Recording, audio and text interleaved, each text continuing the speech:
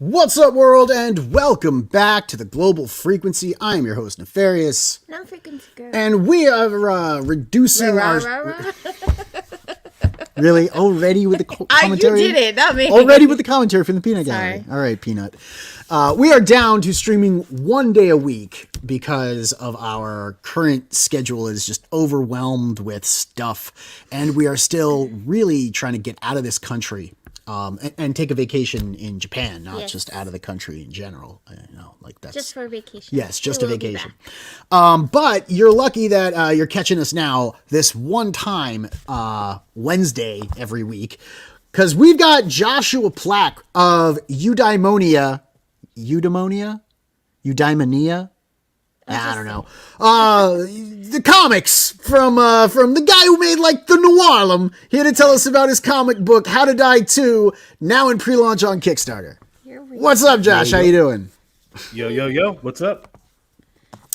We are just here on a rainy Wednesday afternoon, getting ready to ask you. You're leaving the country. Where are you going? Japan. I'm gonna go be big in Japan. Okay. I'm just going to eat ramen. You're going to eat ramen. Yeah, you're going to get big in Japan. Fuck. I already warned you. I was cranky. What's up, Mo Biggs? We've got Mo Biggs in the chat. Always glad to have you with us, Mo. I know that you're sad that we're streaming less and less, but I'm trying to keep up with this. When we get out of here, we'll be doing a lot of shorts to stay in touch with you guys. But for now, you're going to have to deal with the decreased streaming schedule. We've got Dave Brink. Greetings, all you awesome people. Thanks for staying up with us, Dave. I know it's got to be late out there in Dutchland. He's Dutch, right? Right. So that means he's from where? Where's he from? I don't remember. I'm sorry, Dave. I can look it up. If Dave is Dutch, where's he from, JP? Netherlands? Yes! There it is. Say, but I thought I was dumb because Mo says, "Hail Josh." All right, so not usually this dumb, I promise. Oh. Well, I didn't used to be. Yeah, right. And then you got like the really tight pigtails and the pink hair, and you know how this goes, right? We've had you on the show before. We do like a softball Q&A for the first 10 minutes, and then we start getting into the meat of the interview and talk about the book and stuff. Does that sound good? Cool. Do we say hi to everybody? Yeah, I think we did. We only got like 3 people. Mo says, have fun in Japan, but I don't need to hear about any certain souvenirs you pick up. Mo was referring to the special... The book type souvenirs. Oh, I thought he was talking about like the special black opaque... I think you would rather hear about those than the book Dude, they type sell souvenirs. sex toys in vending machines in Japan. It's awesome. Mostly talk that'll be a subject for another day, though. Dave Brink says, I'd like to go to Japan sometime. It's the best place to get away from Western insanity. Yeah, okay. And trade it for Eastern weirdness. Eastern weirdness is definitely better than Western insanity. Okay. I would move to Japan. And they've got like really cool hamburger stuff too. Dude, the McDonald's. The McDonald's in Japan is insane. JP, I'm sorry we are getting off track. This is your show, not Japan's show. So I'm going to ask you, when did you decide you wanted to be a writer? Oh, dang. That's like one of those questions that has like layers of answers. I would say probably like the first inclination I had for that was probably when I was like homeless for, as a teenager.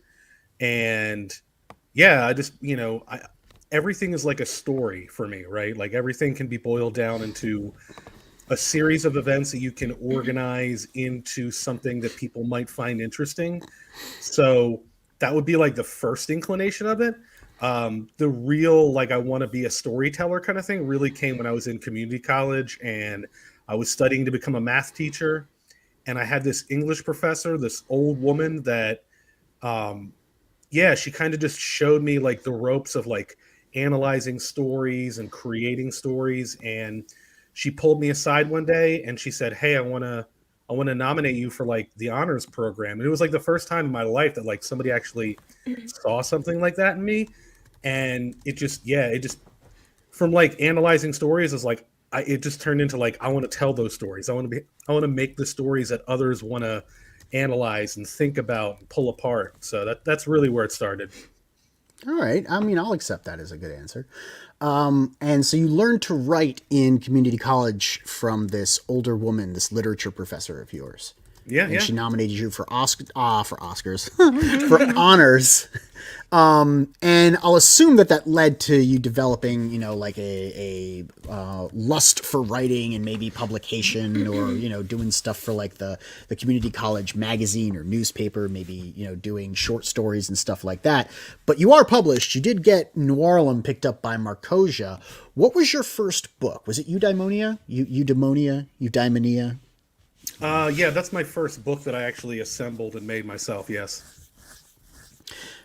I mean, that's a pretty darn impressive first book, I gotta say. That's like, to put that together as your first book.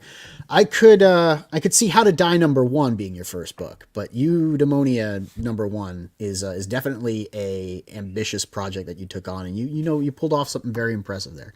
What got you into comics specifically? Eudaimonia dog. Eudaimonia dog. Yeah, so honestly, it was kind of like returning to an old friend. It was something I read a lot of comics as a kid, and then it really wasn't until I went back to college and there was like a comic studies program, and again, it was like kind of, looking at them through like a different lens, through like the kind of analysis lens, and it was just like seeing like this depth that I had never really noticed before. It was just like this fun thing to do when I was younger. But now seeing like just how, because I was like a really immature kid, like way more than most kids. And so, yeah, like too just many looking, pee-pee poo-poo jokes. Like, what made you immature? I guess like it was like a late bloomer. Like when I was 15, I acted like I was 10. And when I was 20, I acted like I was 15. And I'm still that Describes way. a generation, man. Yeah. No, but it was like kind of like going back and reading like a lot of the classics. Yeah, like a lot of the old, Spider-Man and Fantastic Four, and just like seeing it like through like fresh eyes and seeing like the real depth and maturity of it. Gotcha. What about like, so Marvel, apparently, no DC titles brought up. Image, shock and awe of the 90s, just pure intensity, crazy, colorful, giant arms and legs and no feet. What about foreign books? Any experience with like the bande dessinée or just, like foreign books in general? Absolutely not, but I will. So I'm going to have to come clean here. I'm currently on the Albus study track where I'm basically hitting him up for recommendations on anything awesome. He gives them to me. I order them. I read them, and then I come back for more. So I'm actually almost through his list. Has he given you Black Sad yet? No. Okay. I have done. Stop reading whatever you're reading from Aldous. Stop. Just for this one book. Just this one book. Go get Black Sad, right? Guarnido, I think, is the guy who did it. Yeah. Junjo Guarnido. It's Spanish. It is. But it's translated. It's a detective noir style story, so you're right away gonna really dig that. There's a little bit of light social commentary in it, very much reminiscent of some of the social commentary you dive into in Noirlum, and it is fucking brilliantly drawn. It is a masterclass in how to stage comic book panels.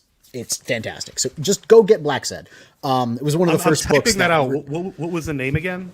Black Sad, BLACKSAD. All one word. All one word. It's a panther dude with a little white chin on the cover of the book. Do not let the anthropomorphic animal thing throw you. It's like Animal Farm, except they're not actually barnyard animals. They're sophisticated wear clothes kind of. thing is, there is the animals with white fur and the animals without white fur, and that's the first story in the book, and kind of like sets up the world. I think you'll really enjoy it. Yeah, there's an older one, and then there's a new one that's like get just the old coming one. out. The new one that's coming out is actually being translated by Diana Schutz. Yeah, but get the old one before you get the new one, before you play the video game. Little known fact that there was one. Anyway, yeah, so like I'm always trying to expand my my studies too. Aldous actually has me reading Conan. He has me reading Savage Sword of Conan and all the old big like oversized Conan mags, so that I can like study more about how to do action without drawing out action. Because, you know, like in Mavericks, I love my fight scenes. I love like 20 pages of like action panels. And he's like, you could cut that down. You need to learn to do action without drawing out action. So I'm humoring him and learning some Savage Swords, see if I can at least do one of my books and show him that I'm capable of doing action without drawing out action. Meanwhile, I'll continue to do like 30-page fight scenes in my other books because people seem to love it. What are you reading from Aldous, though? Oh, yeah, it's a good question. So I just got Days of Future Past in. I just read Death of Captain Marvel, and I'm trying to think what else is on the list. Not from him, but I am reading Amiable with Big Teeth, which is nothing. It's not even comics. It's just it's actually really fascinating. It's one of my favorite authors from the Harlem Renaissance. He wrote this novel, and it disappeared for like 70 years and was found randomly in a law office in New York City in like 2009. Like they just found the only manuscript of this novel. That's crazy. What's it called? It is called, hang on, I got to get the full title here. Amiable with Big Teeth, the love affair between the communists and the poor Negroes of Harlem. All right, time out. I was going to ask you this later, but I did mention it in the back room. And this is the perfect segue. So, New Harlem. Right. Probably, okay, I think it's tied with Eudaimonia for the book that it's gotten the most attention, which, I mean, it's no surprise you only put out like 3 different titles, right? But New Harlem, a lot of people were singing its praises too. I was one of them. I've got the, lighter up on the set, so it made it onto the set. It's a detective story that deals with racial injustice in 1920s Harlem. And Eudaimonia has a story about the Harlem Hellfighter, a soldier assumedly from the famous 369th Infantry Regiment who returns home to New York City from World War I to find that the folks at home think that the color of his skin still belies the quality of his character, which is a nice way of saying they're racist. I mentioned before that you're, like kind of like good with the tactile element, I think. Did I say that already, or is that just in the interview? It's probably just in the interview. We'll get back to that. But you seem to have like a fascination, maybe. What draws you to write about the mood in post-war Harlem? What is it about Harlem, the Harlem Renaissance, Black people in general? What fascinates you about that? Because it is a through theme in your writing. Okay, so I was born in Philadelphia, and I grew up in Lancaster, right, which is like Amish country. So that is like the most urban place and the most rural place you can possibly imagine, right? Because of that, I missed the city so much, right? So that's like my starting point. I just love, like, I have this kind of like romantic view of like inner cities, which I know a lot of people are going to find crazy. So when I start really exploring art and literature in particular, American art is like the American artistic movement is very much about nature and exploration and just as far away from big cities as you can possibly imagine. I mean, we all friends, right? So when the Harlem Renaissance happens, it's all about the complete opposite, right? Because it's in rebellion. So you have all of these great novels, short stories, poems, and they're basically treating like the urban landscape as like the center of beauty in the universe.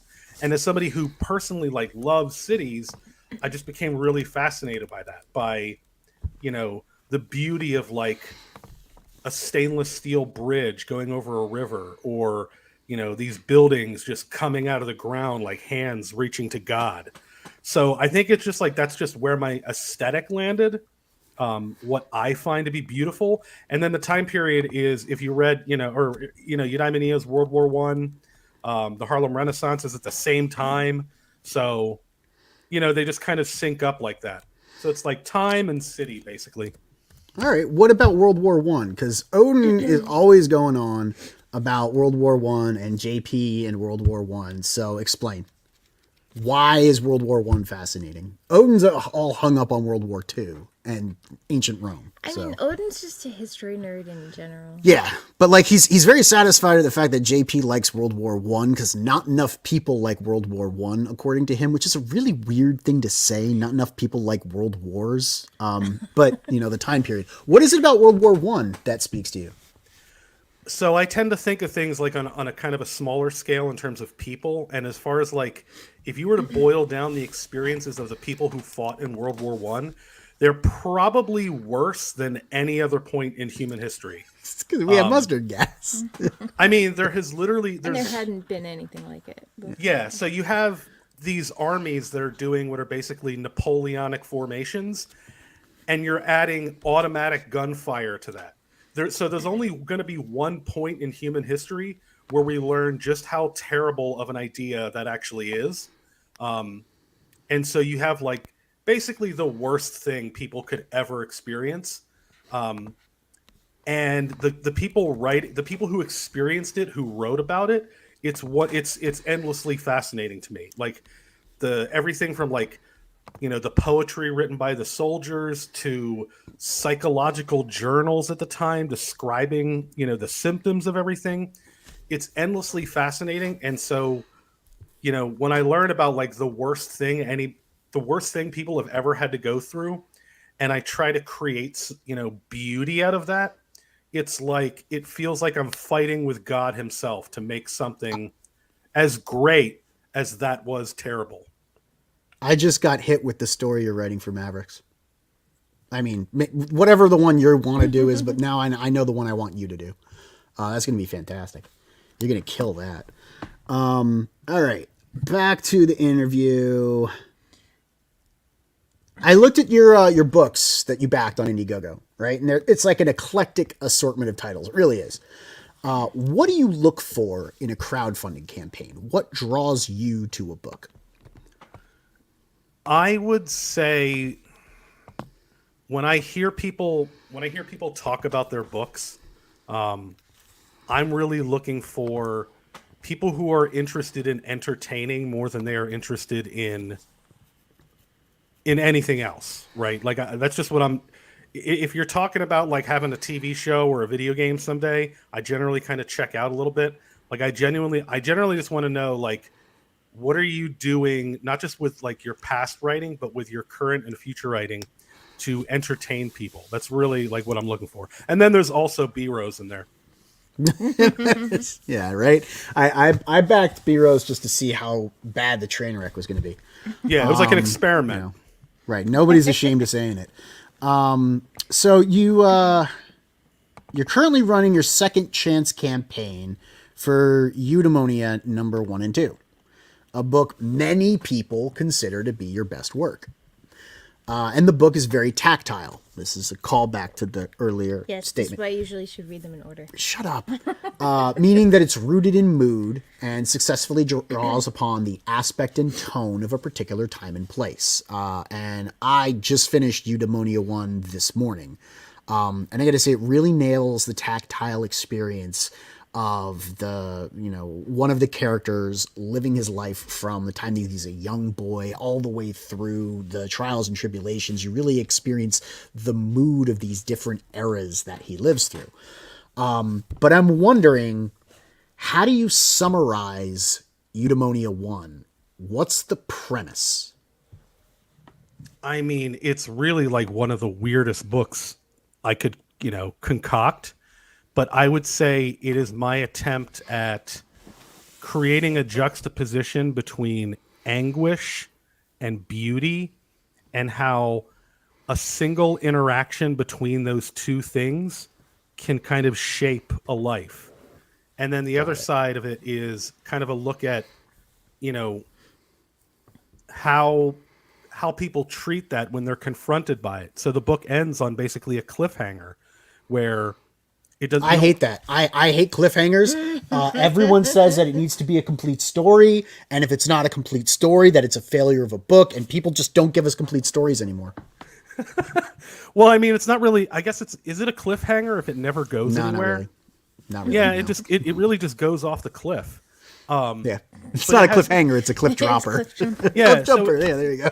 It's really like a jumping off point where I really wanted readers to experience that moment and then imagine where it goes from there, and create this moment that like the things that they concoct are going to be, you know, maybe grander than what I could have ever, you know, put onto paper. So I think it was an interesting way to end it. And for everyone who hasn't read it, y'all should probably, I mean, if it were me, I would consider picking up Eudaimonia 1 and 2 on the Second Chance campaign. It's a flexible campaign. He's got these books. The last time you're going to see him, he's almost at his goal, so better pick him up now before they're vanished forever. But the way you leave off on the first book, it could go either way. You know, the guy is, he encounters the mob, right? And either they beat him to death or something else happens. And you really leave it up to the reader's imagination. But given... That's not the end, though. There's a story after that. Well, is there? Yeah. What was the story after that? Was the Harlem Hellfire after that? Yeah, okay. Well, I mean, so it's the end then. That's what I meant. It's the first story is the end. You know, that's I guess the main story. In the timeline it is the end. Book 2 is really just about the woman who plays the cello. It's her story, and then the German boy who jumps into the trench. I started getting into that. Yeah, and the German boy. Right. So that was the blonde kid. Yes. Yeah. So I started trying to do issue 2, but I was already tuckered out from the verse in issue 1 that I was just like, I can't anymore. I'm done. I'm going to look at the pictures and I'll get back to it later. But yeah, going through the verse meticulously, trying to distill meaning from the word balloons was definitely a feature of the book, I'll say. So what was its telos, right? What was its purpose? If Eudaimonia number 1 was being a good Eudaimonia number 1, the way a good knife cuts, what would Eudaimonia number 1 do if it was being a good book? Okay, I forgot what telos means. Telos is like everyone has a purpose, right? So the purpose of a knife is to cut things. It's got to be sharp. It's got to do the cutting, right? It's got to chop stuff up. Human beings have a telos also. And the telos of human beings is actually to pursue eudaimonia, which is like the harmonious achievement of a good life. And Aristotle, or whatever we said his name was, Aristotle, said that in order to achieve eudaimonia, you must fulfill your telos. And in order to fulfill your telos, you have to live with both virtues and ethics in mind. So to achieve its telos, its objective, its purpose, what did eudaimonia have to do for the reader? Do you know what I mean? Like, yeah, no, I think I get it. What was your goal with eudaimonia?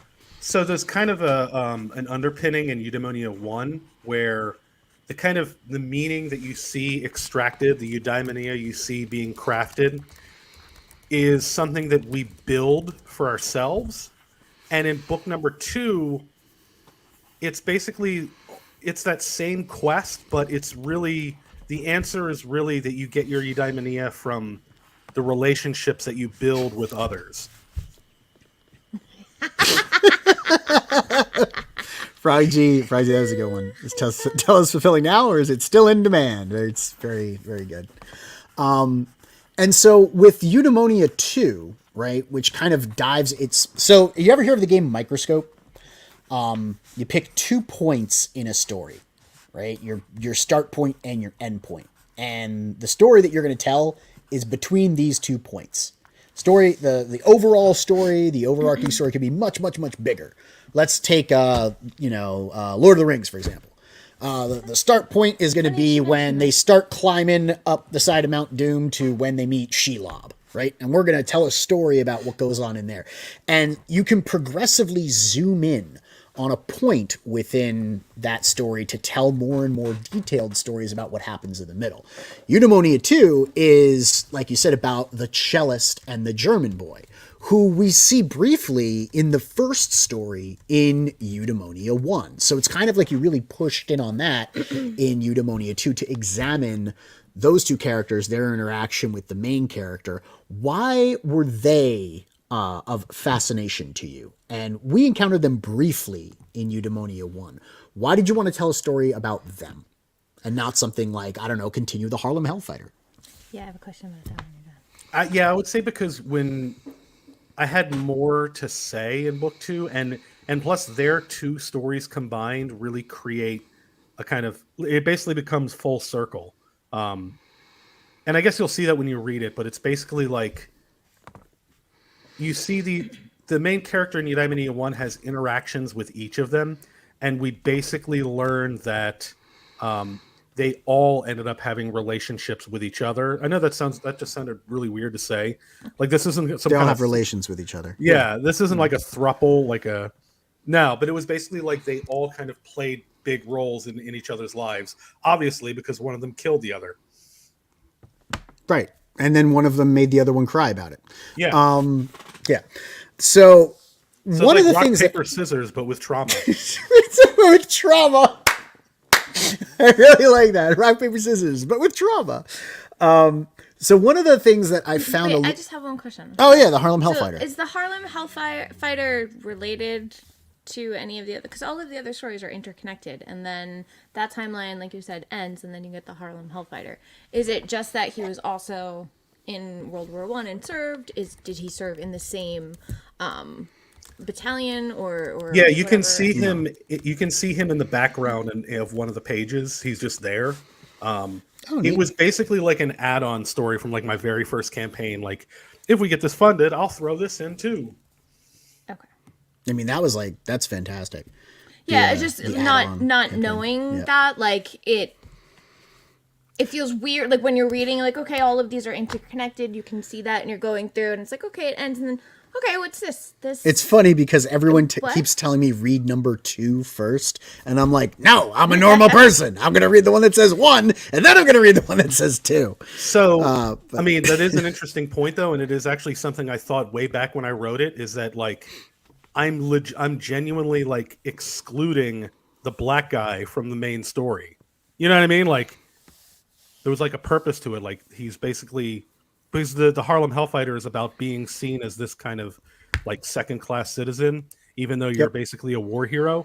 And even in the story, he's being excluded from the story. Yeah. I really got that out of the sanctimonious fat white snowflakes at the end that fly into the light while he sits in the shadow on the steps. I don't know. That was just me, inferring from the text. I'm just bullshitting now. I mean, but infer it, it's true. Right. Well, it wasn't implied, right? So it was my interpretation, and therefore, in this day and age, my interpretation is all that matters. Therefore, it is true. So exactly. Right. Like we'll go back to university on this one, and we'll talk about postmodernism and the nature of meaning. But one of the problems that I had with Eudaimonia 1 was I was a little bit confused with the first story. So I need you to walk me through this. The stranger comes to town, says, hey, the guy over yonder's got a secret. And then he bounces. And the townsfolk that get all riled up into, like wondering what that might be. Because, they know the guy and they're like, oh, don't besmirch his name. But then again, they can't remember how they know the guy or any time that they've like really spent it. They don't even know his name. Oh, by the way, he's got this like forbidden we have a Bancroft raid. cellar. Hi guys. Hey, Bancroft raid. We got Adam Kember. We got Joe. We got Edwin. We got Snuggy. We got Bancroft. We got Aviator Surge. Welcome to the show. I haven't seen you here before. Glad to have you. We got Jolly Green. We've got Arthur Line. What's up, my dude? I just said that. You said Arthur Line? I did. Well, now we said Arthur Line twice. We have Zaid. We got Phil. What's up, Phil Diaz? And we also Evan. had Dean and Frog Yes. and Jay Ryan earlier. Yes. Just want to make sure we shout everybody out. Thank you so much for coming. And Joe.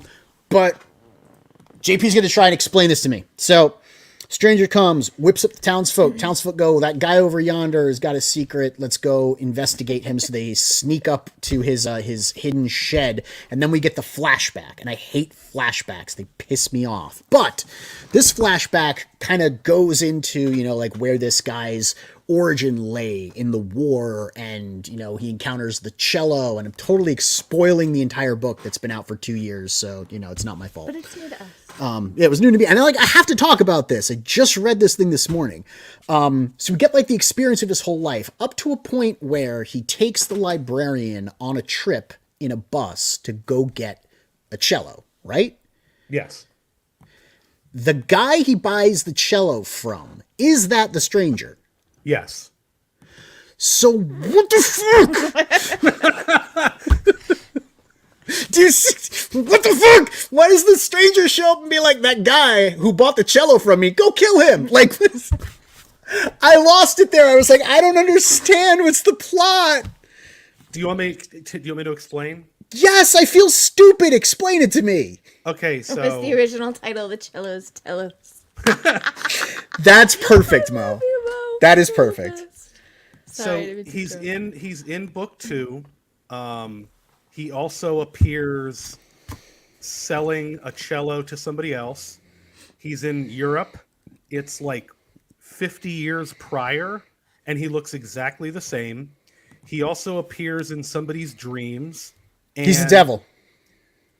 I mean, okay, so where do you first see him when you open the book? Coming into the bar? I don't remember. Open the thing. The very first page after the cover, you see it's him. first full page of him, right? What does that quote say? Oh, it's the quote by the guy that you're always quoting, who's your Cormac big McCarthy. inspiration. Yeah, Cormac McCarthy. Thank you. So that It says war. Oh, so he's war. Okay. War was always here. Before man was, war waited for him. An ultimate trade. The ultimate trade awaiting its ultimate practitioner. That is the way it was and will be. That way and not some other way. So that's Cormac McCarthy. That's who he is. No, that quote from that book is spoken by a character called the Judge. Nothing else. He's not referred to. And the Judge in that book also feels just supernatural, and everybody wonders and everybody has always interpreted this character to be the devil. Damson. But he's not. He's just the judge. He's just the judge. Yeah, there's no explanation. He is just, he's like a force of nature that is just always Reverse there cello. and is just driving the story. So I think everybody, if you can, you got to get your hand on this book just for the mind bending journey through the life of this dude and how confusing it can be. And also JP's rhyming. It is worth owning this book. So if you don't sell out of this book on your campaign, people are going to be very lucky to get their hands on the last 10 sometime in the future. I think people need to own this book just to be able to say I read it full on, face in the book, and I still have questions, and they got to reach out to you, and then we got to actually have a stream just about this. But I do know we're going on half an hour here, and you brought a trailer with Judge, you. part devil, best known for overseeing all claims of Election fraud. I know you brought a trailer with you, right? Real quick though, they're just to update you. There's only 5 copies of book 2 left. So Oh snap! Be So get on swift. that. Be swift. Be sure. Let There's your 8 let of your issue 1. heart fly or whatever. Let's turn our attention to How to Die 2. To do that, I think we should discuss How to Die 1. But before that, do you want to show us the trailer, or do you want to show us the trailer after we recap How to Die 1? And it's funny because at this point, I think I've read everything that you've written. I think. Could Maybe. be. Well, no. Well, I mean, your comic Everything books, that you've right? Your comic published. books. Yeah. I have you can Google me if you want to Be find Swift. everything. Be Taylor. I will find everything. What the heck did I do Are with you the a trailer? Swiftie? Are you a I don't know. Swiftie, Eric? No You want to judgment, get the just like the wondering. individual ones and play them one at a time? Nah. All right. Well, I'm wondering Actually, how you could just go to Twitter for how that. can I share it with you? I sent it to you in a DM. Oh, I can share it then. Oh yeah. Let me do that. I'm dumb. True. Good. So hold on. Call yourself good there. Where is it And with you also just added JP? yourself to Mo, Alright. just FYI. Why? No, I didn't. Where is I am JP a fan in here? of T Swift, by the way. Okay. Oh, that's good. Where There are is a lot he? of hidden Where Swifties is he out there. Here in the, there he Joe is. likes. Okay, Taylor Swift. hold on. Why does the Jupiter trailer never go missing like this? That's awesome. Good job, Mo. Good job. I Wait, missed the what- I canon. need- Does Mo not like the Jupiter trailer? No, he hates does the not. Jupiter trailer. It's like his least favorite Not thing. even a little bit. Okay, I don't know if we can get this big, guys. We might have to look you at need it my in help? my teeny tiny little. Do you need help? Yes, can you do it? I don't think you can do it. You need help? Smart ass. Oh, you don't think? Be all smart and stuff. Okay, you could. Yeah, stop. that's what I You thought. All right. Talk to them. Talk to now. the chat. Great. Figure it Yeah. Go do your job. We got Odin. What's up, peeps? We're here with JP talking a little Noirlum, a little Eudaimonia, a little How to Die 1, a little How to Die 2. We're just kind of going through his whole catalog right now. Yeah, I think we're caught up to date on all of the comments. So I'm just going to go back to the interview while we try and figure out the trailer. I so have it. I just have to share it. for a oh, second. 1 okay. second. It's back already. Ready? share it. Okay, you're going to share on. it. Everybody shake their keyboards. I'm waiting. Yes, I know. Relax. I'm waiting. Don't hit share yet. Wait till I. Wait till you've queued it up. Yes. Okay. 1 second. Yeah. Ready? Yes. Okay.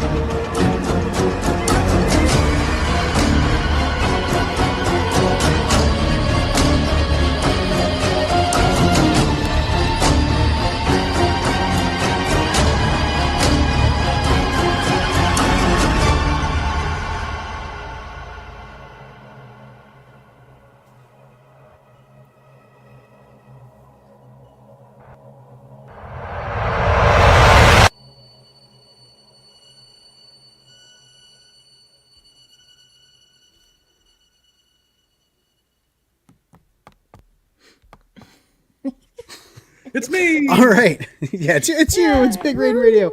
All right. So that was a pretty awesome trailer. I got to say the effects on that were spectacular. So obviously it's got to be somebody we know, right? Like either, Vaughn or Dying Days. It was Dying Days, right? Totally Yeah, it was Dying Days. I can't do That's that. cool. Of course. Yeah, nobody can. Look at the coom goiters on that. Gutters on that. Yes. Helmo, I beg your forgiveness. I'm seeing excuses, but I'm not seeing hails. I missed this before. I just have one word when it comes to Taylor Swift. Wood.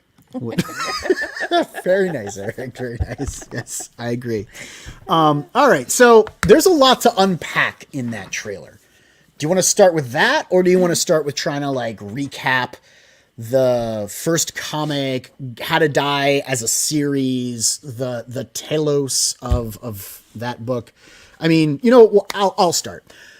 I hear from the grapevine, I think you're a grape in this grapevine, that you drew upon The Stranger by Alfred Camus. I don't remember his real fucking name. Yeah, it's Albert Camus. As some of your principal inspiration for the characters in How to Die. Do you want to explain how the two kind of overlap and what subtextual themes you're dealing with in the comic book series overall? So, for those who haven't read The Stranger, it's like an asshole's Bible. It's basically a story of a guy who is like listless and wanders through life and can't really seem to find purpose, or his eudaimonia, if you will.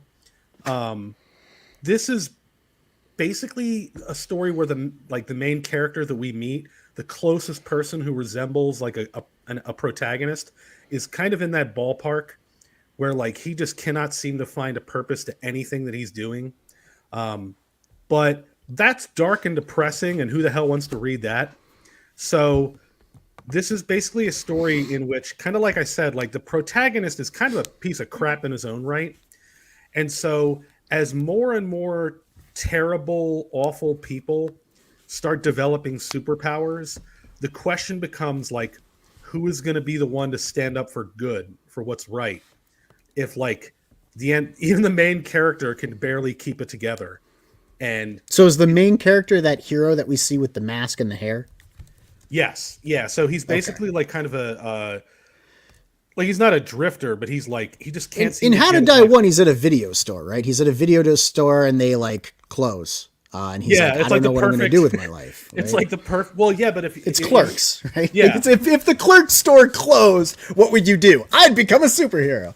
But like in How to Die 1, it's like the store is closing, which is like a perfect representation for like the passage of time and how like his world is crumbling around him, and everybody else around him is asking him like, what are you going to do? What are you going to do? You know, how are you going to get back on track? And he just can't bring himself to do anything. He just wants to like sit there as there's controlled demolition. He's at the crossroads between failure and persistence. Amber Jean, I remember his concept of Homo Sacer, the accursed man, the homeless person who anyone could kill in Greek society, but whom could not be sacrificed to the gods. That plays kind of a part in the beginning of How to Die 1, where the father of Black Ice, I'm pretty sure it's Black Ice, right? Like that's the main villain. Like this guy that is almost getting run over on the back, or is going to be run over. His father taught him at a very young age that it was the duty of man, their telos, their purpose in life, to cull the herd, rid themselves of the weak, and that would be those who cannot fulfill their purpose or even just sustain themselves. So he goes around like killing homeless people, right?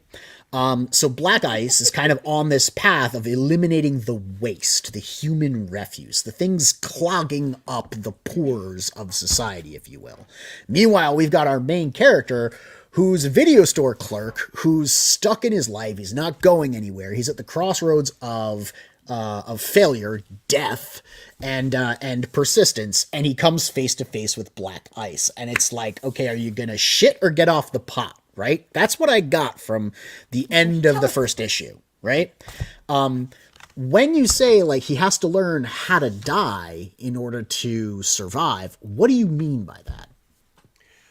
So the first book is really him kind of like letting go and just being like, there's that scene towards the end of the book where his old boss tries to give him money and he says like, no, like, whatever is going to happen to me, it's going to be what I deserve. That's really his moment of just kind of letting go and just embracing the tides of life, letting him just go out into the drift. That is when he learned how to die. And so he's basically rewarded for that by, well, the last page of the book. Superpowers. Yes. By the way, I just have to say I appreciate I don't think his girl definitely didn't bring him lasagna. And not to pull this train off of the tracks, but like if you watch Clerks, you will notice that when his girlfriend comes into the store, she references him having to work late before he finds out he has to work late. And I've never seen anybody talk about that before. It's like the biggest mistake I've ever seen in a movie. Well, maybe she just anticipates it because he has to work later. You know what? I'm going to ask Aldous about that because he has this habit of finding mistakes like that and then just hurling the movie across the room or furiously hurling the remote at the TV and being like, this movie's unwatchable. In a world where there is no so- kindness and you damn sure can't rewind. Right. Well, I mean, the guy does teleport, so, you know, So I the guess- laws of space Yeah. and physics Does don't he apply though? to Is him. that what he does? He vanishes and Reappears reappears up and on then the reappears on top of the building. So maybe he moves just really fast? I don't know. There's So Black there's- Ice swings at him, and then he's behind Black Ice, Yeah, and then no they one can stare see any down, of this 'cause and he we don't swings have a again, PDF of and then he's the- gone. He's up on top of the building. Okay, so And- when And you'll all have to take Neff's word for it because he's not. No, showing you'll all you- have to buy the first issue. There you go. Which, I mean, yeah, you'll have to take my word, because I don't know how you get the... well, you don't have to buy the first issue. You can just sign up for the mailing list, and you just get a copy of the issue or of book one. So hey, not look at fair. Oh my god. Just click right here. So mad. Yeah. There's actually going to be an entire book in the series that takes place within that moment. Of course there is. You and your microscope, man. You like to take bookends and just go Yep. and tell a story inside of the ticks of time. And you know And- what? That's a incredibly skillful storytelling technique. And the fact that I don't think you even know where it came from, and that's natural storytelling. You know what I mean? Like, you're a born storyteller if you can pull that off. Well, there's actually a clue right there on the page in front of you. If you look at that page and you read what he says, I think he says goodbye to So someone. long, Nicholas. There's no character named Nicholas in the book. That's why I was wondering. I was like, who the fuck is Nicholas? You'll find out whenever I make that issue. Okay, so that was purposeful, where it was just you dropped the guy's name. Oh, so he blinked out of time? Is that what you're telling me? Maybe. Maybe. Oh, god damn it. Why is your stuff so interesting and then at the same time so unappealing? It was so frustrating. It's like, bruh. I don't know. We have to talk in the back room. Okay. About yeah, because like it's like my channel, you know what I mean? Like, I'll make a YouTube video and people will love it, and then I'll make a YouTube Yep, video that's yep. just complete dog shit. That's not even it. It's like almost as though pretend for a second all of your YouTube videos were brilliant. And some of them were just like executed not well. And then some of them were executed brilliantly, but they were flawed. And it's like you're seeing this potential in something, and you want to reach in there and wring the neck of the creator and just be like, why aren't you doing it right? That's where I'm at with you. So let's turn our attention to How to Die 2. There's no Nicholas, just a trick-ass bitch. You know, he's trifling. So let's turn our attention to How to Die 2. In How to Die 1, right, with the series entirely, you're going to have to deal with some pretty heavy subtextual themes, right? Not only do you have to tackle the irrationality of the universe, the meaninglessness of human life, which is antithetical to eudaimonia, by the way, which I thought was very clever of you, being that it is eudaimonia publishing, and you're literally drawing upon L'Étranger, or L'Étranger, however you say it, the book which is the antithesis of the happy life achieved by living virtuously in accord with one's purpose. You're looking at nihilism as compensation for failure, the insignificance of human relationships, indifference, passivity, and the absurd, all wrapped up in these like little 24-page comic book issues. How many issues of the series are we looking at? I would say I have a definitive end in issue number 4, but it's going to be like the kind of thing where it's just going to be like, it's going to be 4 books. There's going to be 3 different endings to book number 4, and then it can really kind of go in a lot of different directions from there. So it really is kind of just like a long, ridiculous origin story that once all of the toys are dumped out of the box, it can go in a lot of different directions. It's honestly something that I would like to like develop a sort of writer's room for, and just kind of like farm ideas from people, you know, do collaborations with other writers, stuff like that. That's neat. That sounds fun. Yes, me trying to speak French brought us down to 10 views. I'm sorry, I'm not Odin. I do not speak le French. or you know, other people who do French voices. So okay, real quick aside, I guess.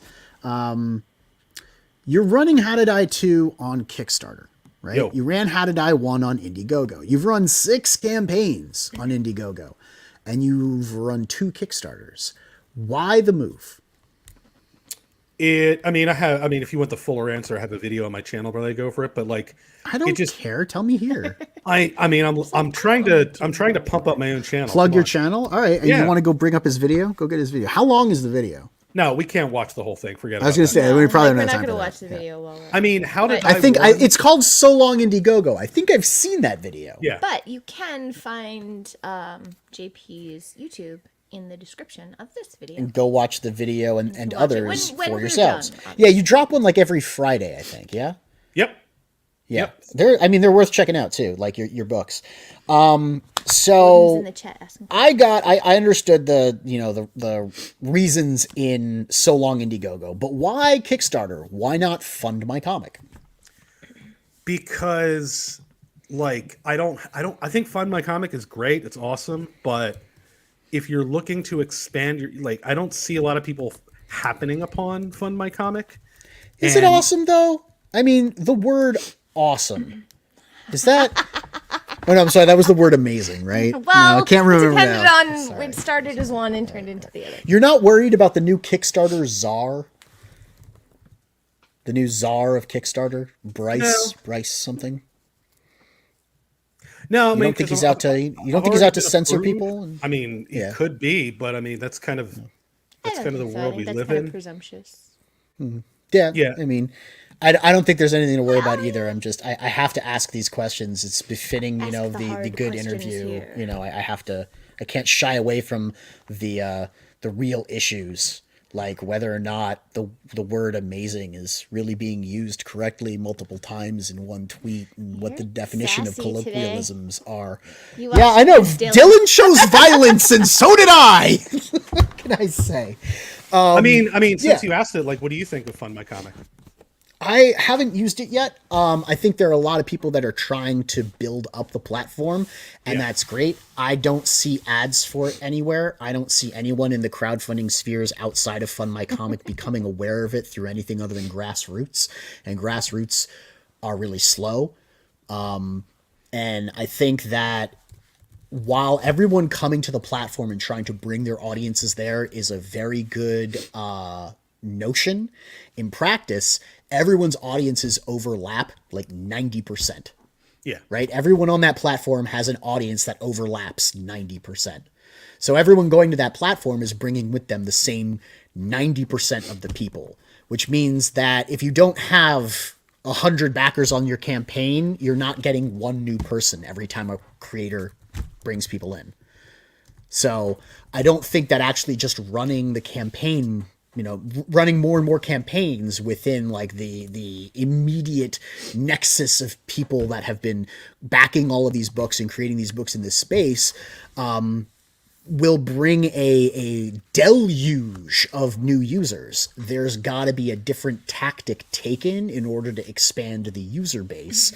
And that tactic is to bring in people from other areas, like other completely different fandoms possibly. Because I know they have like role-playing games and stuff like that to circulate, that. I was actually and for me, it's not ready yet. It's just not, it's not a platform that's ready. I was thinking from looking at it, and now granted, like, everybody's got an idea and an asshole, but I was just kind of, when I look at the site, I was kind of thinking that like maybe it wasn't a good idea to have it be like just this free-for-all bonanza where everybody's throwing campaigns up there, because if nobody's looking at it, nobody's looking at it. And if you could at least keep it concentrated down to like a few, like featuring a few campaigns at a time, it would just end up being, it would be better than just having everybody who had a Indiegogo campaign just throwing their campaign on you mean like Zoop, where they do a curated launch of two or three titles at a time every month, so they don't over bloat their platform with multiple campaigns within a given launch window, and they stagger their releases so there's always something to look at and not necessarily 50 campaigns 1 month and no campaigns 2 months later. I don't know, that would be structured, right? Or what about Crowdfunder, which kind of... Speaking of Crowdfunder, Mobig says, Josh doesn't even care that his campaign could have helped Crowdfunder afford that long-awaited E. I know, man. The dropping of the E, it's a thing. I think they stole the idea from me, I was the first one to drop the E, MAVR. Oh, yes. Right? Yeah, that's right. We've been dropping the E's a long time. We were one of the first ones to use Kickstarter. It's true. It's true. We did that. We ran Dude, it. I was We so did back in mad. 2021. Yeah. I had my video, I had that So Long Indiegogo video recorded, and I was getting ready to post it, and then Bancroft announced that he was doing it, and I was like, no, I recorded my video first. I did it first. I have a timestamp. See, there's a date in the corner. But I didn't I publish it until understand. the day after. I get it. Aviator Surge says, put it on both platforms. Hold on. And compare the performance, but promote both links equally. I wouldn't do it simultaneously, though. Yeah. Mainly because one of the cool things That's all about another one of the cool things I'll give Fund My Comic is you can really set your timelines. You can, like how long it's in demand, or not even in demand. Excuse me, how long it's active, how many days it's active for, how you're doing your funding, if you're getting it all, keeping it all, or if it's going to be like a, non-fixed, just like a ongoing campaign. They've got 3 different funding modes. They've got your own, choose your own duration and everything. Your own adventure.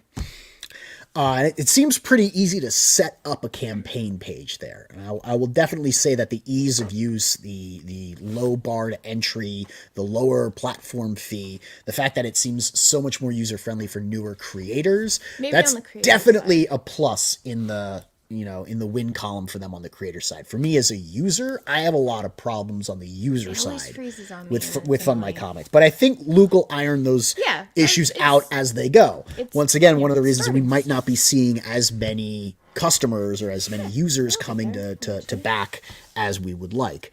But Aviator Surge, staggering helps spread out the financial demands of for backers, yes, and that's another idea, is that we as a group of independent creators in a network, right? We really do a shit job of planning our launches. And I know that was Bancroft's Canon. attempt with the CG calendar to kind of arrange let's all look at the weeks in this month and figure out how we can, plan our launches. And that way, if people want to do a launch stream, then you're not fighting for dates and all of that other stuff. Just kind of like, it was here are the tools, use them. And some of the chimps, looked at each other and went, oh, okay, we know how to use these. And then the rest of y'all monkeys in the jungle were like, Durr. So, I don't know. I figure that if we were really serious about, coordinating our launches to make the most financial impact, which is what is being suggested on Fund My Comic, everyone needs to make the most financial impact, there would be better planning. And you don't need a centralized power for that. You can completely decentralize. Every individual works together as part of I guess a community, maybe. I don't know, without any centralized leadership. That's a possibility. I don't know. I'm going off topic here. Yeah, you do that a lot. Back to How to Die. So where do we go from issue 1? At the end of issue 1, I know it says to be continued, and the main character looks like he's throwing a car at Nicholas Black Ice. Well, he's not throwing, he's driving. Okay, he's it. driving. What is it with you and driving cars off buildings? Oh, that's just from the Venture Brothers. I totally Gotcha. nicked that. Yep. I forgot something I wanted to say. So the main character, the video store, the going nowhere in life, the laying in the gutter, step over me, the homo sacer, the accursed man, the ongoing running theme of vagrancy. Are you drawing upon personal experience? Because you mentioned earlier you were homeless in your teens. Are you drawing upon some of that, history to try and paint that into the pages? Absolutely. Yeah, because I can tell with specifically with the vagrancy, there was something there. I was like, there's definitely something a little bit more than just telling a story here. You can taste it, and that's that tactile element that I was talking about at the beginning of the show. Yeah, no, it's definitely personal. Yeah, and just taking that experience. I couldn't imagine, the life I have right now is not one of great splendor. But if I showed the life I have now to that kid sleeping in a laundromat, it would seem impossible, completely unreachable. So that's why, I always tell people, I've probably sent you emails in the past, for reminders for things, because if you back from me, I kind of add you to the list, and everything always starts with my friends. It always ends in thank you, because I'm incredibly grateful for what I have, and I always like to let people know, and I never want to let anything go unsaid. Oh, don't worry. I always say shit. Yeah. I don't know how to shut up. You and I have very different, but resonant experiences with homelessness, because it sounds like for you, it was a condition, it was a circumstance that persistence was required to survive. And pushing through it, and winding up going to community college, and ascending that ladder, aspiring. At least that's what it sounds like. I might be once again inferring incorrectly. Tell me if I am. No, definitely. For me, it was a very angry. I leave my keys at home and I leave. I leave. I leave my wallet. I leave my keys. I walk out into the nowhere, and they never hear from me again for like 6 months. Wow. Yeah, so it was temporary. Right. I was not permanently homeless. I was not a person in a condition or circumstance where I was deprived of a home. But there is it's like the flip side of your story. You know what I mean? Like it's learning how to die. It's all right. I'm going to go out into this world. Chance is what chance is. We'll see what happens, and if fate befalls me. So I thought I had a very interesting experience with homelessness, but it sounds like our two experiences are not diametrically opposed, but they're on different ends of the spectrum. Definitely.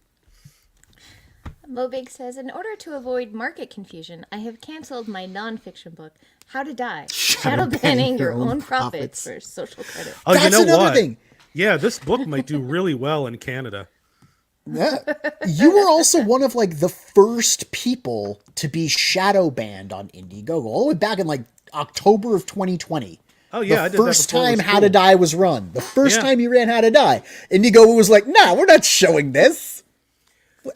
What happened? Okay, so the story goes, my campaign didn't show up at all. I was emailing them every hour, what is going on? Why can't I see it? I would get these emails back that are just we don't know it, or they would say no, it's showing up just fine.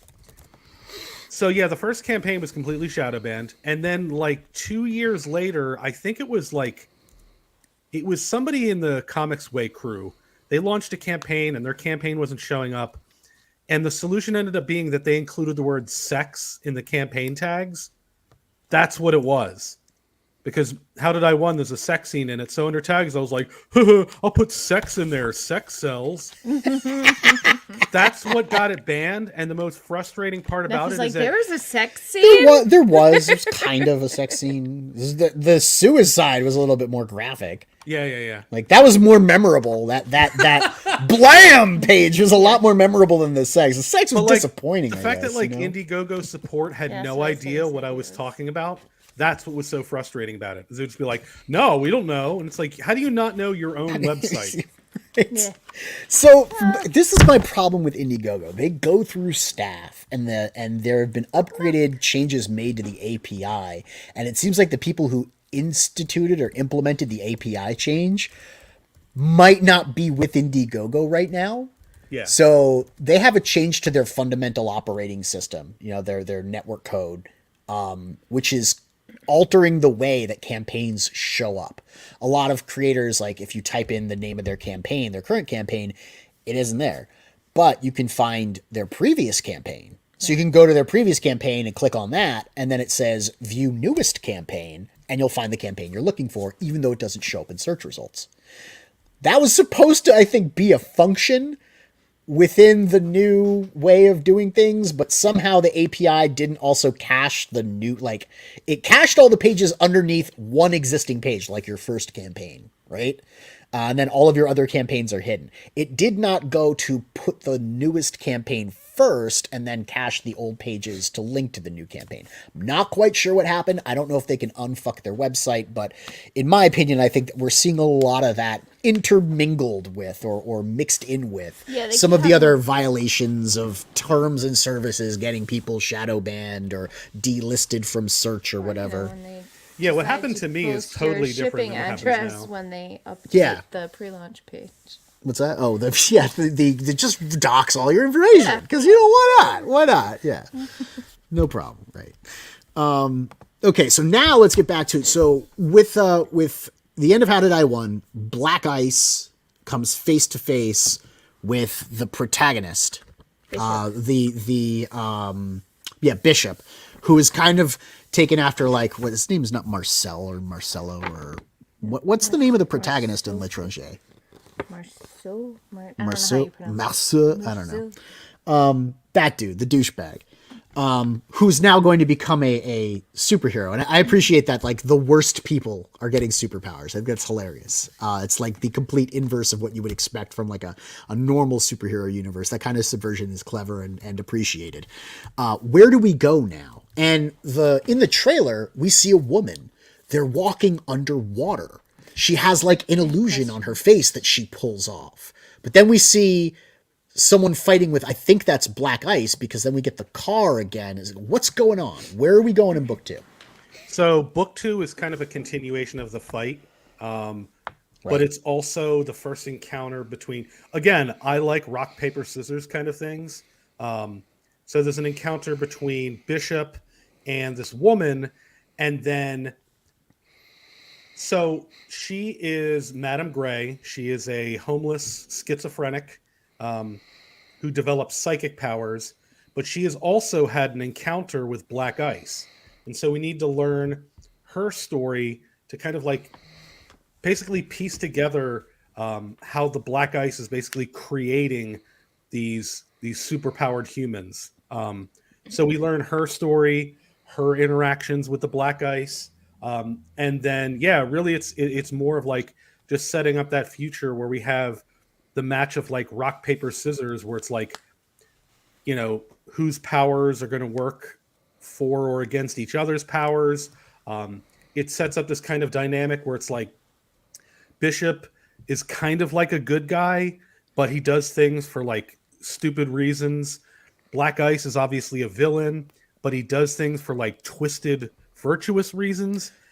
And it's basically setting up this dynamic where whatever Madame Gray decides to do is going to offset that balance and kind of, like, give one of them the advantage over the other. Yeah, I think I see it. I think Black Ice has a twisted moral code, right? Which is to kill the refuse of society so that you can unclog the works, right? All of the people who cannot provide for themselves must be cleansed from the earth. And that's his purpose, and he's going to do that. And I guess somehow in there he's going to make superheroes, but you'll explain that to me. Meanwhile, Bishop is, like, doesn't really have a moral code at all. He lives for himself, and I can see how that's drawing out the communists in the story. The communists in the story. Yeah. You're really getting there, the juxtaposition between it's like the scene where the dude doesn't give a crap that his mother's dead and he talks about the weather. You know, he's like, it's hot. I'm going to kill me an Arab. I'm going to shoot him 5 times and talk about the weather and drink coffee. Like, it's very much the personal concern with, like, the physical and the immediate experience, which leads to the kind of nihilism, versus this idea of, like, moral prerogative or virtuous living, which actually leads to eudaimonia. So maybe Black Ice is closer to achieving happiness in his life than Bishop is, which is kind of amusing that the villain's happier. And then Madame Gray, her relationship to the world it's kind of foreign to her because her perceptions of the world are so frequently distorted that her own relationship to reality is kind of screwed up, but, like, in a way that's completely different from the other two. And that's the fish. Because those have got to be hallucinations, right? Because, like, for a moment I was like, are they walking at the bottom of the ocean? Is that, like, so those are just hallucinations. They're just fish are flying by because he's messing with her, or she's messing with his head. She's making him see stuff. That makes a lot more sense now. Mm-hmm. Okay, cool. You know what would have been cool? A little bit of maybe voiceover. Okay. I know you're leaving it like vague and stuff that's supposed to, like, you know, grab our attention and have us be like, you know, what the fuck? But there can be a little bit too much what the fuck. Just a little bit of a guide of, like, you know, Madame Gray and, Bishop encounters Madame Grey, who shows him mysterious things beyond his comprehension. Blub fish, I don't know. For me, when I saw the trailer, I was like, this is wild. I want to know what's going on. I have a little bit of familiarity with it because of book number 1. But for someone just getting involved, I would be scared that they would be so confused that they might not buy my book. Gotcha. No, that makes sense. I just never know what to say. Now, that's... I only know how to do do you have an editor? For trailers. Do you have an editor? Yes. Who's your editor? Me. That's not... you don't have an editor! That's a wrong answer! You need a person who is your screen test for everything. You need a person like who you can go, is this a good idea? And they go yes or no. And you trust them implicitly so you can hear the why in their yes or no and then choose to listen or disregard because you're your own person and your editor should not dominate your life. But you need to have either other creators or pick one person. Like I know Lee is very good at this. I know Lee is a great sounding board. Odin's good. I'm good. Aldous is good. I'm sure Phil would give a lot of great input, but you need to have somebody that go, hey, I'm doing a trailer. Should I put words in there? We're a community. We're a network, right? We're interconnected people that are all going to be working together, right? And that's what you want in How to Die. You want to do collaborations. Let's collaborate, man, because there's some things, like I said, I see, and I want to reach through the screen and be like, JP, you're so close. God damn it! I kind of do have an editor. I just don't use traditional methods. What I do is I trick Aldous into editing my work, and he doesn't actually realize it. Got it. All right. I mean, that's fair. I hear it works for Chimera. Who did the cover? Is this Irwin? Oh shoot, no, I don't even remember. That was so long ago. This is what got me. The cover is gorgeous. So gorgeous. I actually had that guy. I can't remember his name, but I had him he actually did the first cover for Noirlum. Okay. So I have one of those watercolor covers for Noirlum, but. Cool. At the time when I had it done, the character was a little bit older. So what's kind of cool is I now have a cover for some 4th or 5th Noirlum book that I could, you know what I mean? Like Noirlum, 1955. So who did the interior art for How to Die? That one, it was Bogdan Risteya. And you have changed interior artists? I have. Okay. Why? I just didn't think it was. Yeah, I just didn't think it was a good fit. It was one of those things where I was like, after I did Eudaimonia, the guy who did the interiors was like, "I'm out. I can't work with you if you're CG." And I'm like, "All right, cool." Which is sad because the interiors of that book are beautiful. Yeah, the colors and just And he did it all too. He did both, and the lettering too. And I was like, the lettering I wasn't sold on. I wasn't sold on the lettering, but the art was really, really nice. Really, it really hit me. Yeah. I was gonna say and I was like, I'll find somebody in CG, and I basically took literally the first person, and that's why I say that How Did I Want is kind of a lesson learning book. It wasn't a good fit, but I wanted it to be, so I just ran with it. You know what I mean? No knock against the artist whatsoever. I just didn't think it was a good match, and I should have. That was the book that I really should have had the editor's eye, and it's been taking a step back, and it's been not really working. Probably go with somebody else. Right. It's funny. Kanan White did the Harlem Hellfighter, and then you got the Noirlum cover and the new Noirlum cover, and then I read the Harlem Hellfighter and Eudaimonia, and I was like, oh, I get it now. I get it why he's all creaming his jeans about Kanan White covers. I get it. Makes sense. I didn't understand before. I'm like, so it's Kanan White. So what? But now I understand. Oh, shoot. Against him. Just what? Shoot what? He's going to show the cover, I think. Or something. I don't know. I don't know what he's going to do. I don't know. I'm like, what's wrong? What's happening? Oh, no, I just sent you. Wait, did you see the cover for Noirlum too? Maybe, probably not. I don't know. Maybe you showed it in a DM group or something, but I don't remember. I don't know if it was finished when you made the announcement. Okay, there we go. Do you want us to share it? Sure. Or Oh, dude, that is good. that's the cover. That's not a cover. Yeah. Those are panels. That's a cover? That's the cover. Okay, show it. Hold on. I have to stop and then reshare. Okay. It's a whole process. So we talked about filming comic. What is your greatest weakness as an author? Oh, New question on the show. Inconsistency, but at the same time, I think all of the reasons that I fail are a lot of the same reasons that I succeed. I'm gonna reshare that after. A lot of the reasons you fail are a lot of reasons you succeed because you're inconsistent. No, Explain. because it's like shooting for, like, when it hits hard, and when it doesn't, it misses hard.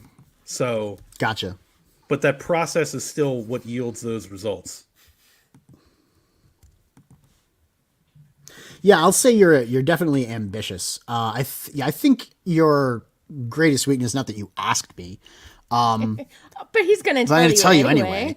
anyway. I think your greatest weakness so far is that you don't have enough eyes looking at the angles that you can't see, because none of us can see all the angles. All of us see this way.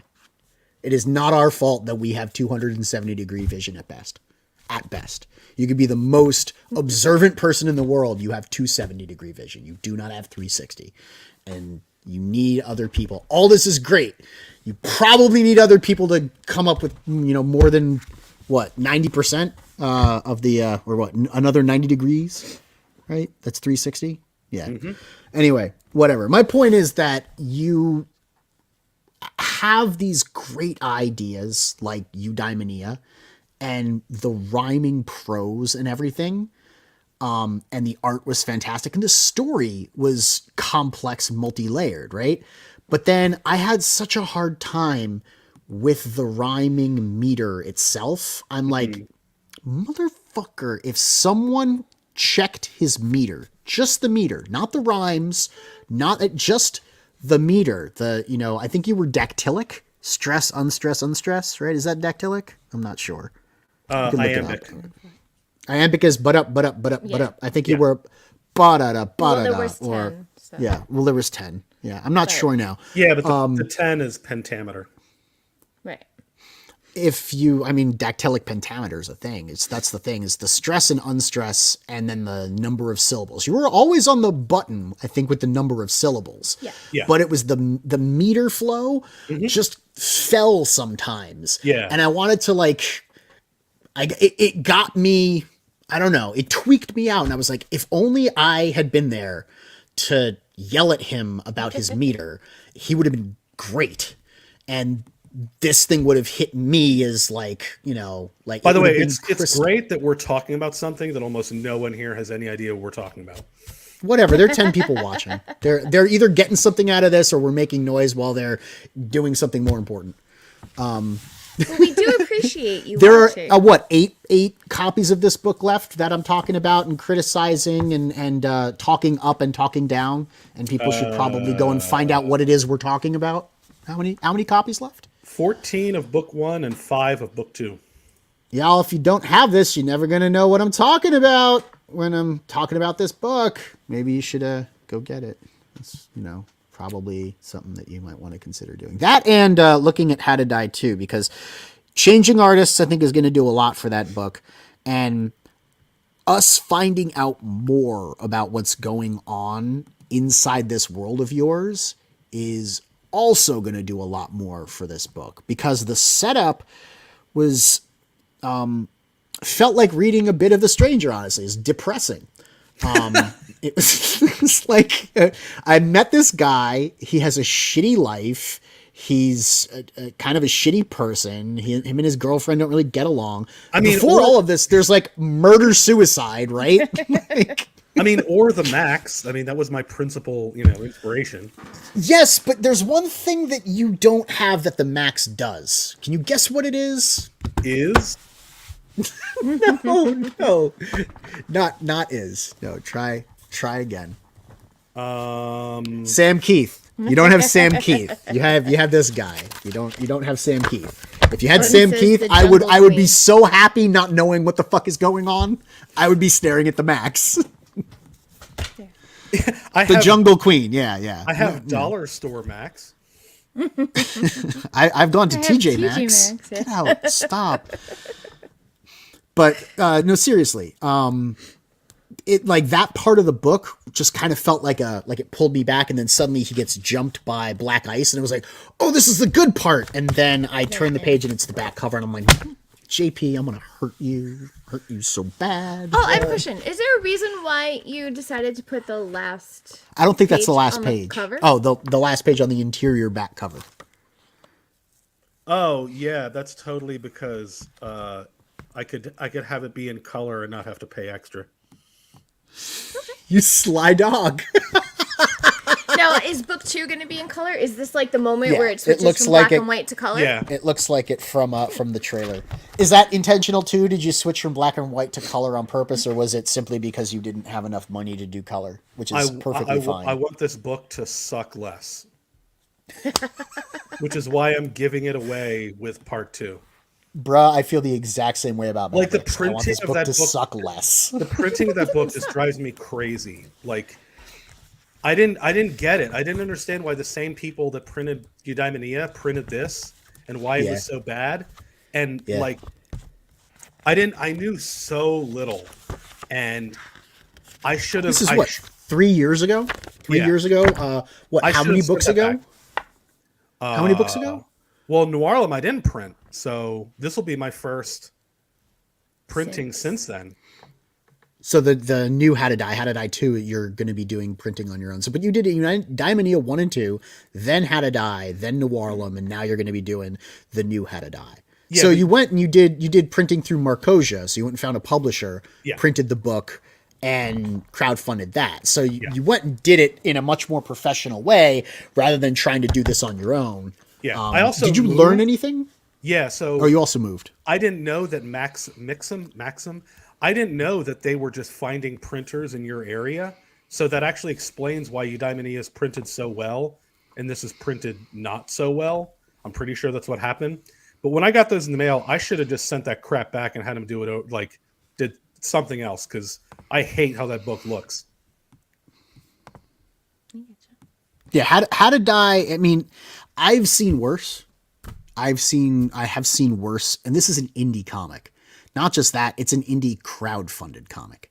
There's a certain level of trash when it comes to crowdfunded comics. You have to understand I can't afford to do it myself, so I'm going to have people pay me money, and hopefully I can use that money to do the print job that I want that they'll get. I mean, there's like no offense to everybody in crowdfunding, it is kind of a bottom of the barrel margin. If you're in indie comics and you're publishing in indie comics, you already have an understanding with a printer. You already have a process. You have pre-press. You have layouts and cover finishes. You have all of that. You're like you're Scout or you're Antarctic or you're whoever. You're a publisher, right?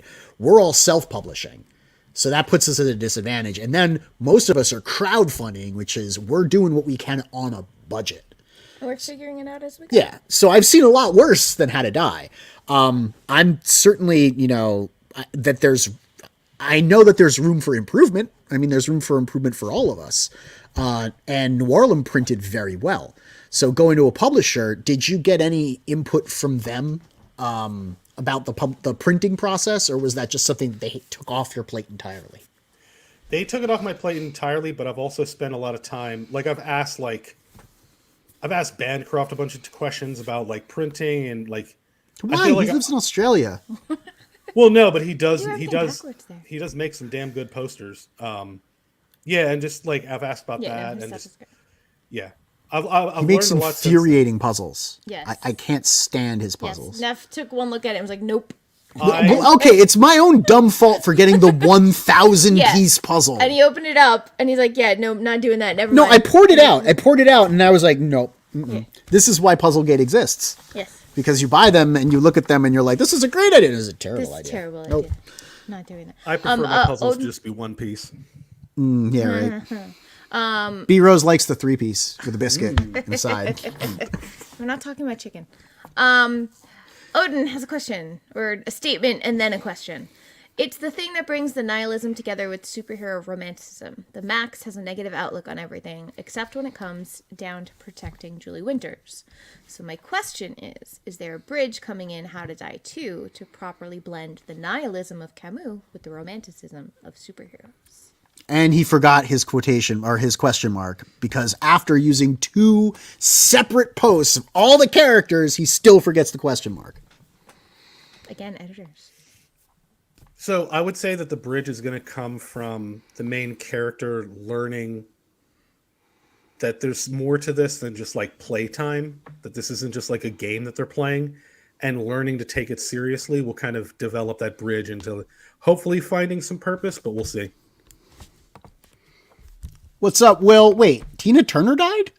Yeah. What the fuck? Yeah, she died this morning in her Aw. sleep. That really sucks. Yeah. I mean, she was apparently like sick for a while, so I guess. Oh, all right. I asked you the new question, which is, what is your greatest weakness? What's the biggest hurdle you've had to overcome as a creator? Not just as a writer, as a creator. What's the biggest hurdle been? I wouldn't say I've had one. I just this is just kind of, it's just kind of fun. Learning and developing and getting better. I try to, forgive myself best I can. I'm also hard on myself, so that could be the challenge. But if I'm being perfectly honest, I want to improve, but I really don't take this as being like life or death. And I think that has really been helpful. Just kind of just take a step back and try to improve every day, and just try to make sure you're having fun with what you're doing. It's kind of an overarching philosophy to what I do. My channel is basically what I want to do, how I want to do it. And yeah, just be appreciative for, those mornings where you wake up and put on some coffee and a jazz record and get to write, because it's one of life's great treasures. Of course you listen to jazz. All right. What do you think of the expression close enough for jazz? What does that mean to you? I have no idea. Okay, that's fine. That's Close fair. enough for jazz. Oh, I don't like that weird acid jazz. I like early Miles, but I don't like that stuff when he was on the junk. Something that has, meter and is very precise. Yeah. So precise it sounds loose. I have a problem with that saying. Yeah. So yes to kind of blue, no to bitches brew. Okay, sounds words of wisdom, right? Do you have any other words of wisdom for writers out there? I'm sorry, I have to interrupt you. All this and more in How to Die 2. What's death got to do with it? He was trying to come up with them. So was I. And Moby. Does she do the conga song? Come on, everybody. No, that's Gloria Estefan. Okay, No. I don't know these people anymore. I don't remember anything. Tina Turner's Proud Mary, and I don't even know what that song sounds like. yeah, Rolling on the River. Oh yeah, I do. Yeah. Yeah. I thought that was called "Rolling on a River." No, I'm pretty sure it's called Proud Mary. Oh, okay. I could be wrong. So those hurdles that I was talking about earlier, like the hurdles that you don't give a shit about. What hurdles should other creators be worried about if they're getting into the game? Do you have any advice to help them out? Not fall into any of the particular pitfalls that they may not see. Okay, so I'm going to have a video about this week at some point when I do my review of the Lucent, but my big thing right now is it really drives me crazy when writers become hyper-focused on expressing all of their ideas. I really hate that. There's nothing fun or interesting about having all of your ideas drilled into your head. If you're not... One of my favorite quotes about writing is from Robert Frost when he says, "No surprise for the writer, no surprise for the reader." So don't become hyper-focused on that. If your writing isn't asking questions, your writing is fucking boring and I don't want to read it. Give me something to think about rather than having it just dumped out for me. All right, sorry, I'm done venting. So no, that's fine. drop the exposition, but don't drop a dense, chunk of something to read through and then not have to wonder about anything, not have to ask questions, not have to be intrigued. I think that's a great way of stating it, because a lot of people just drop block text, like the scroll in the beginning of Star Wars, to just kind of like answer any of the introductory questions that readers might have. But there's also a fine line between doing that and just not doing anything. And I find often that if writers aren't doing some sort of pre-prep to introduce their story in a meaningful way that tantalizes the audience, titillates them, and I guess instigates those questions, then they're just being like, wham, I'm throwing you into the shit and you'll figure it out. I think that's just as irresponsible as it is uninteresting to do a long scroll. You just wanted to say titillate. Yeah, that's true. And also, like, those things those stories that have unanswered questions, those are the ones that we remember. Yeah. I like that Nicholas was purposeful. I really do. So long, Nicholas. I was like, do they know each other? What the fuck is going on? But the more I talk to you, the more I appreciate the comic, which is infuriating. Because if it was just me reading the comic and I didn't know you and I didn't get a chance to talk to you, I could be like, all right, this wasn't good. But then I talk to you and I'm like, oh man, it is good. Fuck. Because it's there. It's just like I need the next issue to understand why he calls him Nicholas. And there's so many moments like that in the stuff that I've encountered. At least specifically today. But yeah, I think that's probably it. We've been going an hour and a half. Is there anything else you want to say to the audience? Now is your chance. Open mic, take it away. Okay, so go to the sign-up page. The sign-up page on Kickstarter is a lie. It says that I only have 20 people following. Because of the Indiegogo campaign, I am actually over 100. So the campaign's going to be bigger than you might think. Go over there and sign up. You're going to get a free physical copy of Book 1 when you get Book 2. So you can get caught up. Printing's pretty meh, but it's still a good story. And I'd love to have you aboard. And jump on over to my channel and throw a sub. And lastly, Neff and Frequency Girl, thanks for having me on. And I will say before we talk about it, I am really looking forward to getting to play in your sandbox on some writing. Bro, that's right. I have a great idea for you. And I definitely want to hear what you have to pitch, but I had a vision when we were talking and I need to tell you about it. So that's going to be it for us tonight, guys. Thank you so much for tuning in. Remember to click the like button if you enjoyed the content. I don't know why you would subscribe. These things are a train wreck. Aviator Search subscribed, so thank you so much. We appreciate it. Oh, okay. Yeah, that's great. Click the bell if you want to know when we're doing the next train wreck. And yeah. Tune into the frequency. We'll see you next time. Bye.